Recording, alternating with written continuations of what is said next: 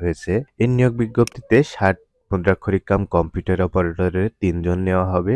Office সহকারী cum computer মুদ্রাক্ষরিক পদে ২৭ জন নেওয়া হবে। সহকারী হিসাবরক্ষক পদে ২ জন, সহকারী কেয়ারটেকার পদে ১ জন, সহকারী উপপরিদর্শক পদে ২ জন, বাবুর্চি পদে ১ জন, অফিস সহায়ক পদে ৯ জন, নিরাপত্তা প্রহরী পদে ১৫ জন, মালি পদে ১ জন, পরিচ্ছন্নতা কর্মী পদে ১৮ জন এবং কামরা বাহক পদে ১ জন।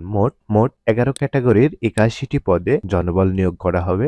আমরা এই পদগুলোর কোন পদে শিক্ষাগত যোগ্যতা কি এবং বেতন স্কেল কি সেটা সম্পর্কে একটু জেনে নিই। 60 মুদ্রাক্ষরিক কাম কম্পিউটার অপারেটর পদে যে ৩ জন নেওয়া হবে, এই পদে শিক্ষাগত যোগ্যতা ২য় শ্রেণীর স্নাতক ডিগ্রি বা সমমানের ডিগ্রি এবং কম্পিউটারে প্রশিক্ষণপ্রাপ্ত হতে হবে। কম্পিউটার মুদ্রাক্ষরিকে গতি বাংলায় এবং ইংরেজিতে আলাদা আলাদা হতে হবে, অর্থাৎ বাংলায় ২৫ এবং ইংরেজিতে ৩০ শব্দের গতি থাকতে হবে। ষাটলিপিতে বাংলায় প্রতি মিনিটে ৪৫ শব্দের গতি থাকতে হবে এবং ইংরেজিতে প্রতি মিনিটে ৭০ শব্দের গতি থাকতে হবে।